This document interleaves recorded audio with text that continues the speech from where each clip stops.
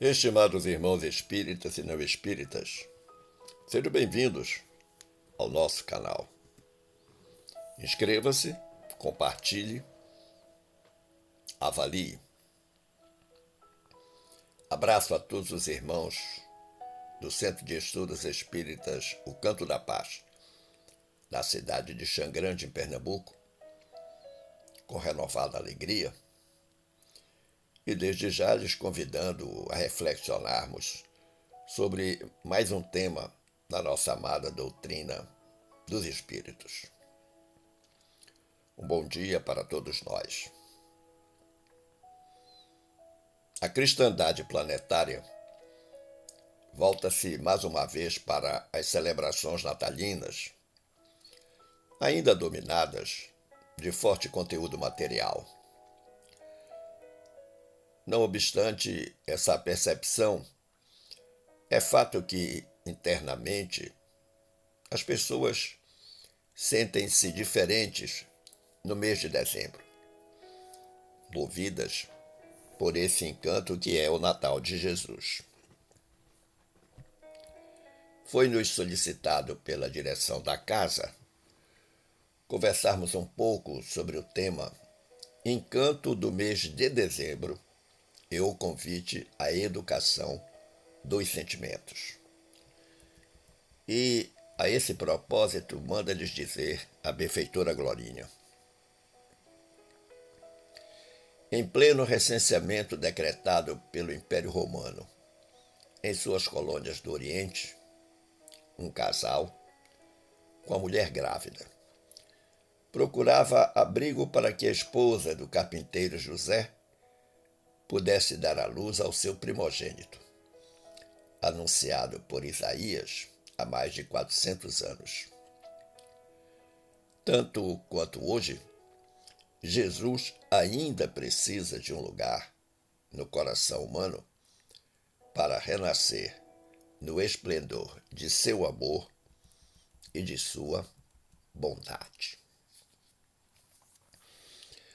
O título da reflexão é sui generis, e talvez a primeira pergunta que devamos nos fazer: quais são os encantos do Natal?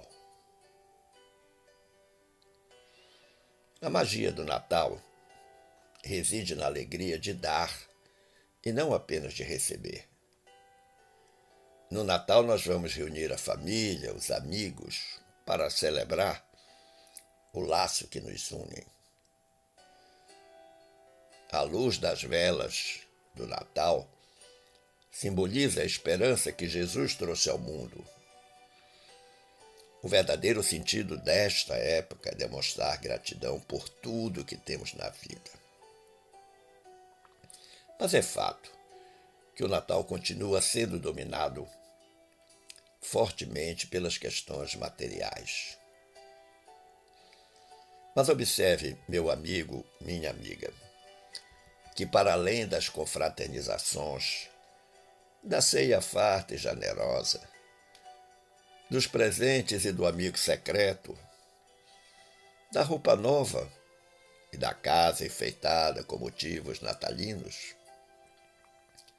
o renascimento de Jesus nos lembra que a humildade e a simplicidade são virtudes valiosas. Sim, porque o Natal é uma época de perdoar, de deixar para trás as diferenças, buscando a paz e a harmonia. E a mesma estrela de Belém nos guia em direção à esperança e à luz no meio da escuridão de muitas existências. O Natal é uma oportunidade para refletir sobre o significado mais profundo da vida, refletir sobre o nascimento de Jesus. Não obstante ser o nascimento como outro qualquer, mas o nascido é que fez a grande diferença para a história da humanidade, dividiu o tempo e antes e depois. A solidariedade é o verdadeiro espírito do Natal. Porque normalmente compartilhamos com aqueles que têm menos, ou deveríamos compartilhar. O Natal também nos lembra que a bondade e a compaixão são valores universais. E no Natal nós celebramos a promessa de um novo começo. Sim, um novo começo, porque o Natal representa a chance de sermos melhores. Há todo um clima para que nós empreendamos esta mudança. Agora há algo interessante que eu gostaria de compartilhar com vocês. É a magia do Natal para os brasileiros. Como é que nós, aqui neste país continental, sentimos, celebramos o Natal? Sim, porque, sendo o Brasil a maior nação católica do mundo, é natural esperarmos que a tradição natalina ressoe de norte a sul, de leste a oeste, sem dúvida. Agora, o Natal no Brasil, ele se sustenta numa alquimia que combina família, valores e magia. Exatamente isso. Uma trilogia: família, valores e magia. Porque a data carrega uma combinação especial de tradições, de memórias afetivas, de simbologias que refletem de alguma forma a diversidade e as transformações da própria sociedade. Sim, o Natal é isso. E é exatamente essa tríade, família, valores e magia, que ajuda a explicar porque 89% dos brasileiros relatam sentimentos, principalmente positivos, nesta data. Essa é a força do Natal. Naturalmente, nós nos transformamos. Porque o Natal é um tempo que se abre na rotina de cada um. É um tempo cheio de encantos, de boas intenções, que vai alterando a nossa rotina. O Natal é uma espécie de respiro no caos. Um alívio quase utópico, idílico mesmo. Existe uma pesquisa feita recentemente entre dezembro de 2024 e fevereiro deste ano, 2025, pelo coletivo Tsuru. Tsuru, T-S-U-R-U. Mas não é uma sigla. Tsuru é uma ave sagrada do Japão, que é símbolo da saúde, da boa sorte, da felicidade, da longevidade e da fortuna. Então, esta organização não governamental, o Coletivo Tsuru, fez uma pesquisa em todas as regiões do Brasil para avaliar como a data do Natal é vivida pelos brasileiros. E 3 consequências importantes a pesquisa apontou. A primeira é que a temporalidade do Natal é como uma cíclica condensação do tempo. Por quê? Ele acontece inevitavelmente durante todo o ano, melhor dizendo. Todo ano. E durante esse curto período mágico, a gente vive um monte de emoções. Emoções que se replicam, emoções que se diferem. Nessa condensação cíclica do tempo, amalgamam-se a memória, a tradição, a introspecção, sim, porque é a introspecção que o Natal cria, que essa época natalina cria em todos nós, que pode nos conduzir à mudança, a transformação. Invariavelmente nós pensamos durante o Natal que no próximo Natal nós estaremos diferentes, estaremos melhores. Não obstante o Natal se fazer na estrutura do presente, no momento finito, mas ele também dá acesso a um passado, como também sinaliza o futuro. A segunda consequência que o coletivo Tsuru identificou na pesquisa que fez é que o Natal é um tempo em suspensão. É como se o mundo parasse. É como se você fotografasse aquele momento e ele ficasse ali paradinho, estático. É como congelar as memórias em um espaço restrito de pura fantasia. E na condensação do tempo acontece a alquimia do Natal, que é como um abrigo seguro, onde podemos nos acolher e nos fortalecer antes de seguir em frente para o novo ano. Sim, porque apenas 7 dias separam o Natal da mudança de calendário. E você pode até dizer, mas é um tempo tão pouco. Não, ele não é pouco, ele é suficiente.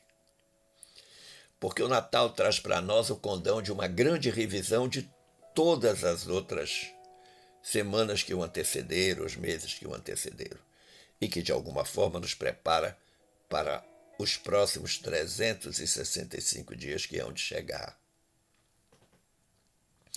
Agora, vale destacar que o Natal, ele não elimina as dificuldades, não elimina a correria, os problemas, mas tem uma grande vantagem, ele nos dá tempo para refletir e retomar o caminho com renovada esperança. Por isso que esse pequeno espaço entre o Natal e o Ano Novo, que muitas vezes a gente nem entende porque o tempo é tão curto. E a terceira conclusão que o estudo do coletivo Tsuru apontou é que o Natal é um respiro no caos. É como se você desse uma aliviada geral em função de tudo isso que está acontecendo. Por quê? Porque todos nós estamos vivendo um grande estresse generalizado. Estresse esse que é consequência da polarização em todos os temas, em todos os níveis dos relacionamentos. Nós temos o problema da estabilidade financeira, da correria, daqueles arautos da negatividade. Nós temos como elemento desse estresse a ignorância, no sentido de desconhecer, principalmente as coisas do espírito. A ganância de muitos, a inflação dos ambiciosos, o alto custo de vida, a violência, a insegurança, a competição entre as pessoas, todo mundo querendo ser pole position. Isso, de alguma forma, acumula-se dentro de cada um de nós e cria esse estresse. Eu creio que talvez por essa razão, ano passado disse a atriz Fernanda Torres que o Natal é um momento de trazer de volta as coisas boas. É um momento de pensar nas perdas que a gente teve, mas aceitá-las. Mas o que é que o Natal mais desperta nos brasileiros? Vem aí de novo as pesquisas. Eu disse anteriormente, 89% sente pensamentos positivos. 70% das pessoas entrevistadas concordam que as pessoas são melhores no Natal do que em outras épocas do ano. Olha que interessante. E os sentimentos mais despertados no Natal, entre uma lista muito grande, mas os mais despertados, foram o amor e a gratidão, com 14% de ocorrência entre aqueles que responderam à pesquisa.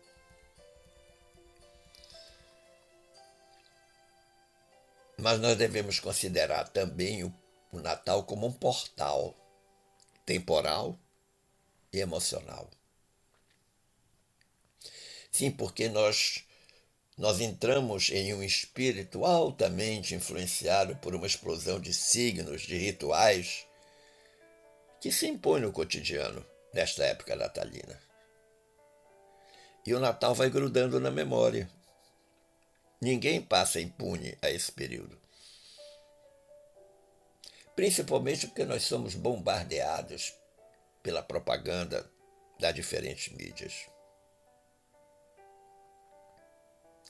Entre os signos mais frequentes, os sinais mais frequentes, estão os produtos sazonais, aqueles que são consumidos exclusivamente na época do Natal, porque é a época em que eles acontecem, os objetos festivos, as festas escolares, os filmes, na televisão, no cinema, as programações, especialmente religiosas, frases que sugerem a influência de um espírito, de uma atmosfera que vai permeando o movimento, vai permeando o momento de cada um. As vitrines temáticas, as cantatas religiosas, todos esses signos, esses sinais estão presentes nesta época e que, de alguma forma, acabam contagiando a todos nós. Sim, porque o Natal é uma alquimia que suspende o tempo. É como se houvesse, como eu disse anteriormente, um congelamento para tudo. Família reunida é festa, não é Natal. Preservação dos valores religiosos é religiosidade, mas não é Natal. Magia, brincadeiras, fantasias podem fazer parte de qualquer comemoração, mas elas não são Natal. Por quê? Porque só é Natal quando você consegue reunir a família, os valores e a magia.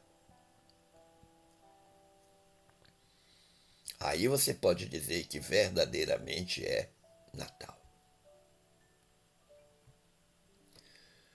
Mas o título da palestra comporta ainda emoções e sentimentos. E segundo o site da National Geographic, em 2024, publicado em 2024, existem 6 emoções básicas, não só sentidas pelos seres humanos, mas facilmente percebida também em outras espécies animais, e que, segundo o pesquisador Paulo Ekman, são alegria, tristeza, raiva, medo, nojo e surpresa. Elas são conhecidas como emoções primárias e ocorrem como reações a algo externo e não exigem nenhum processo de elaboração do ponto de vista psíquico mental. Mas estas emoções primárias, elas provocam uma série de alterações neuroquímicas que atingem os órgãos diferentes do corpo e que se comunicam para melhor responder às demandas específicas. São emoções visíveis, fácil de serem identificadas, mas que geralmente duram muito pouco. Por outro lado, os sentimentos são elaborações e frutos de vivências e reflexões, não apenas reação, como é o caso da emoção. No campo positivo, por exemplo, os sentimentos incluem a simpatia ou afinidade, a empatia, a compaixão, a gratidão, o afeto, a alegria, entre tantos outros. A diferença entre esses sentimentos é muito sutil, é muito tênue, mas na prática eles são reais.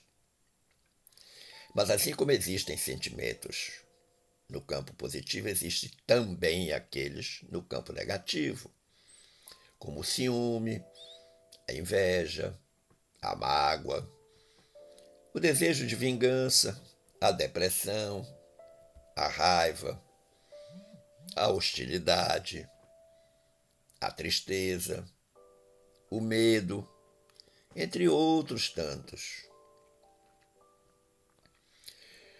Conclui-se então que os sentimentos são experiências emocionais processadas de forma consciente e influenciadas pela história da pessoa, sim.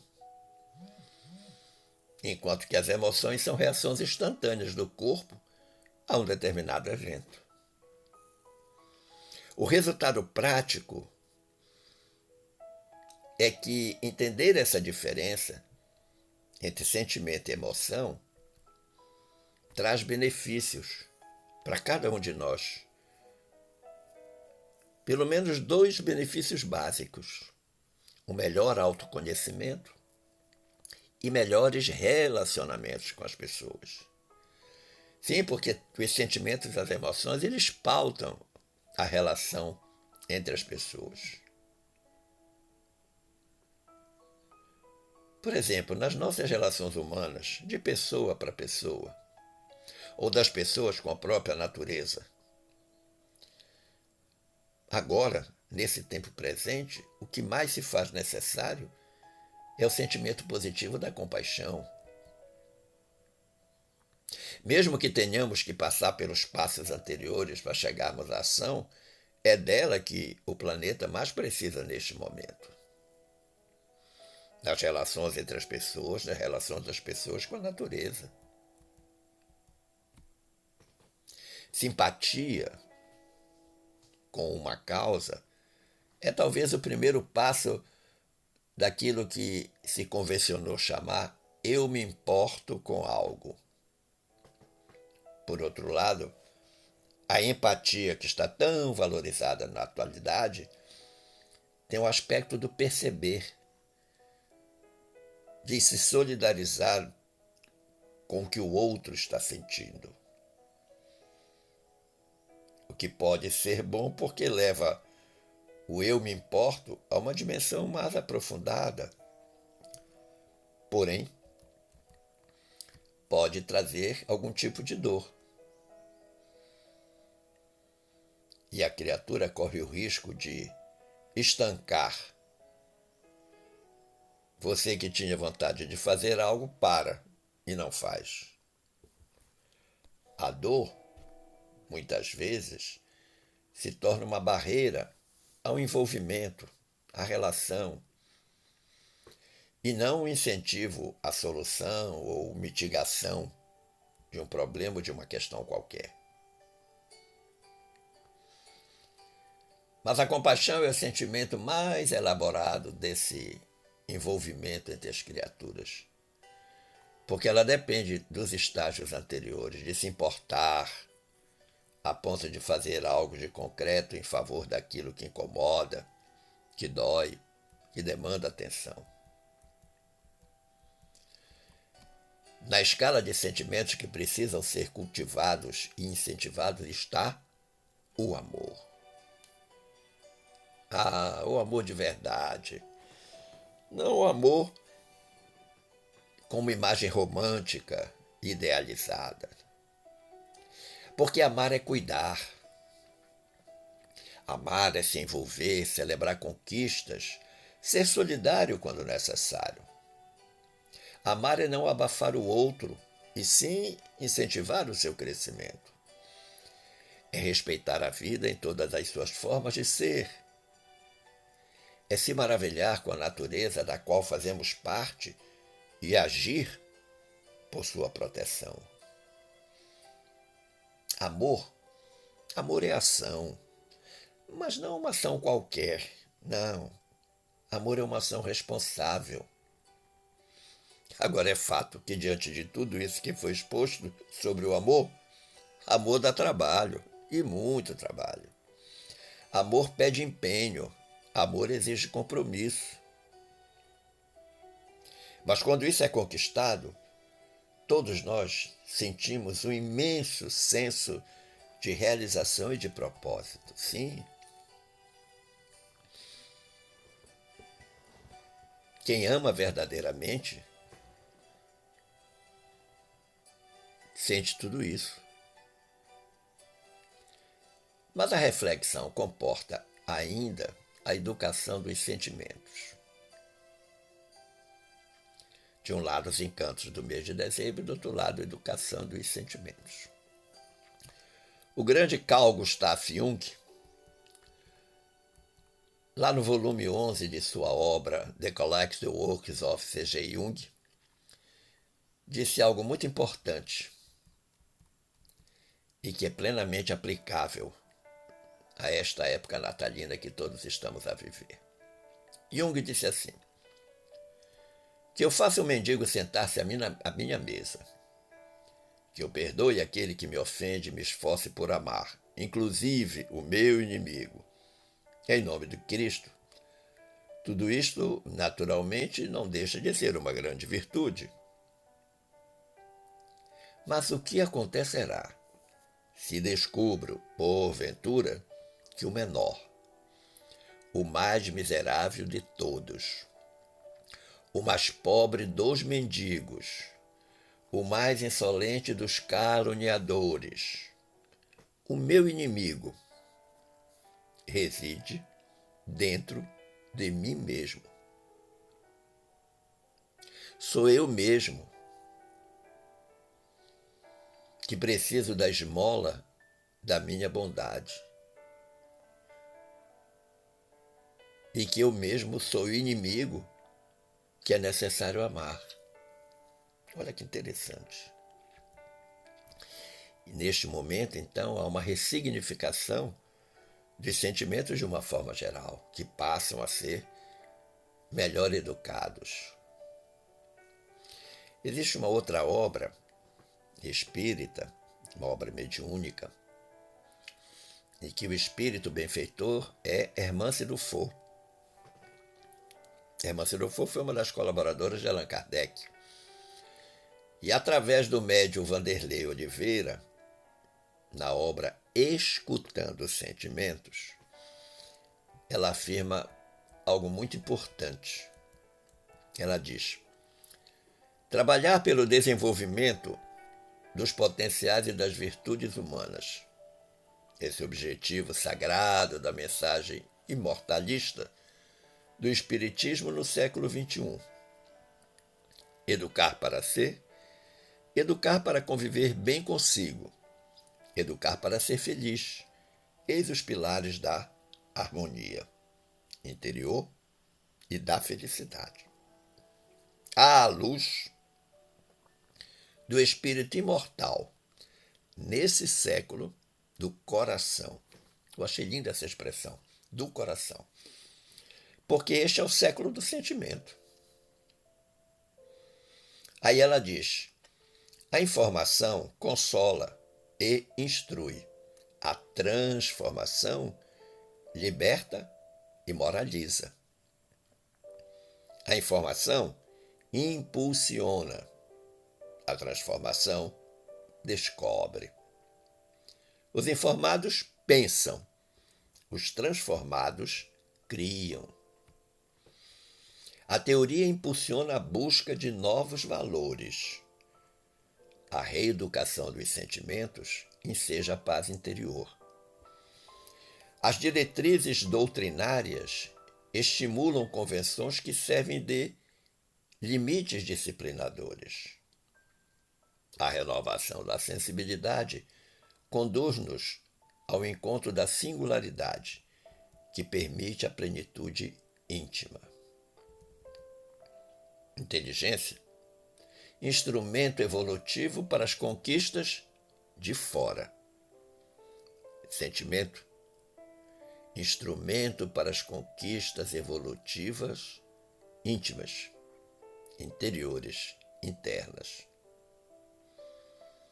Ela diz: na acústica da alma existem mensagens sobre o plano do Criador para o nosso destino. Aprender a ouvi-las e exercitar diariamente a plena atenção dos ditames libertadores dos sentimentos. Olha que interessante. Aprender a ouvir essas mensagens que estão na acústica da alma. E aí ela faz uma chamada de atenção. Ela diz: interferências internas e externas subtraem-nos constantemente a apreensão desses recados do coração. Sim, porque muitas vezes nós nos distraímos com as coisas do mundo. Escutar os sentimentos, diz Hermance Dufour, não significa adotá-los prontamente, mas aceitá-los em nossa intimidade e criar uma relação amigável com todos eles. Aceitá-los sem reprimir ou se envergonhar. Essa atitude é o primeiro passo para um diálogo educativo com o nosso mundo íntimo. Sim, aceite-se como você é. Esforce-se para ser melhor, mas não desista porque você ainda não é do jeito que gostaria. A irmã se diz assim: somente assim teremos uma conexão com a nossa real identidade psicológica, possibilitando a rica aventura do descobrimento ou do autodescobrimento no rumo da singularidade, a chamada identidade cósmica. Mas quando se fala em educação de sentimentos, não se pode esquecer uma proposta feita por um grande confrade espírita, publicada numa obra, que é o Jason Camargo, da Federação Espírita do Rio Grande do Sul. O Jason diz que os sentimentos intimamente ligados à moral estão entre as áreas psíquicas que podem e devem sofrer aperfeiçoamento, fazendo aflorar as chamadas virtudes morais. E ele diz que aperfeiçoar os sentimentos é educá-los. É vencer os instintos em proveito dos sentimentos. E a educação dos sentimentos tem como objetivo chegar ao caminho das virtudes. E ele vai apresentar alguns elementos importantes. E vai apresentar fazendo uma pergunta do porquê daquele elemento ser importante na educação dos sentimentos. Ele começa pelo mais desafiador de todos. Ele diz: por que o perdão? Você tem dificuldade de perdoar? Como espíritos imperfeitos que somos, diz o Jason, todos nós erramos. É necessário, pois, perdoar sempre e a todos. Familiares, amigos, colegas, conhecidos e inimigos. Perdoar, inclusive, a nós mesmos, evitando culpas, mágoas, desequilíbrios. Criaturas que carregam culpas por toda a existência. Perdoar sem restrições, sinceramente, olhando com bondade e benevolência as imperfeições de nossos irmãos. Eis o verdadeiro sentido dessa virtude. Lembre-se que, quando foi perguntado como Jesus via a caridade, a resposta foi benevolência para com todos, indulgência para com as imperfeições alheias, perdão das ofensas. O famoso BIP. O segundo porquê que o Jason aponta é o porquê a caridade. Por que nós devemos praticar a caridade? A caridade é definida como a benevolência para com todos, o BIP, a indulgência para com as imperfeições alheias, o perdão das ofensas. A caridade é um valor moral. Sim, um valor moral absolutamente imprescindível para a conquista da felicidade. Quando a gente pensa nesse BIP, da benevolência, da indulgência e do perdão, vejamos o que significa basicamente cada um desses elementos. Benevolência significa boa vontade, bondade, complacência. Ser benevolente não é aceitar ou estimular o erro alheio, não. Mas compreender quais as circunstâncias que levou a criatura a errar. A indulgência, por outro lado, se manifesta através da tolerância e da clemência, sim, ser clemente com os erros alheios. E o perdão é uma forma de libertação, onde o maior beneficiado não é o perdoado, mas é quem perdoa. É aquele que esquece a ofensa. Esse é o grande beneficiado. O outro porquê apresentado pelo Jason é o porquê a humildade. O amor e a humildade foram duas características essenciais de Jesus na sua curta passagem terrena. A humildade, como assevera o benfeitor Emmanuel, é a fonte de todas as virtudes, de todo o progresso, de toda a elevação moral e intelectual. Embora muitas vezes o orgulho sufoque a humildade, ela se manifesta através da simplicidade, da modéstia, do respeito, da submissão às leis de Deus. Esse eu creio que era o elemento mais singular naquele aspecto humilde que Jesus sempre demonstrou, a submissão às leis de Deus. O outro porquê é porque a bondade. A bondade é um sentimento superior da alma. É uma virtude dinâmica na ação do bem. Considera-se a bondade, tanto quanto a caridade, o amor em ação, em movimento. Bondade exteriorizada por pensamentos, por palavras, por atitudes, condutas. Sim, ela é uma força capaz de harmonizar os ambientes, de iluminar os corações, minorar, diminuir os sofrimentos, construir equilíbrio, remover obstáculos, conduzir cada um de nós pelos caminhos da evolução. A bondade tem essa capacidade, essa característica. E o último porquê que o Jason apresenta é porque o amor. Nós que falamos anteriormente sobre o amor.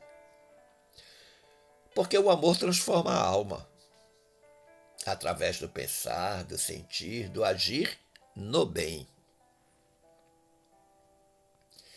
Lembre-se que lá no nosso Evangelho está assinalado pelo Espírito de verdade. Ele diz: Espíritas, amai-vos. Este é o primeiro mandamento. Relembrando exatamente o que Jesus ensinou. Amar a Deus sobre todas as coisas e ao próximo como a si mesmo. 3 elementos singulares. O amor a Deus em primeiro lugar, o amor a si mesmo e o amor ao próximo. Sim, porque amar a si mesmo é a referência para amar o próximo. Como eu poderia amar o meu próximo se eu não amo a mim mesmo? Considerando que o amor é um sentimento transbordante. Agora, para entender, compreender e vivenciar verdadeiramente o amor, é necessário conhecer, estudar, observar, comparar, sentir, refletir, intuir, aprender sobre o amor.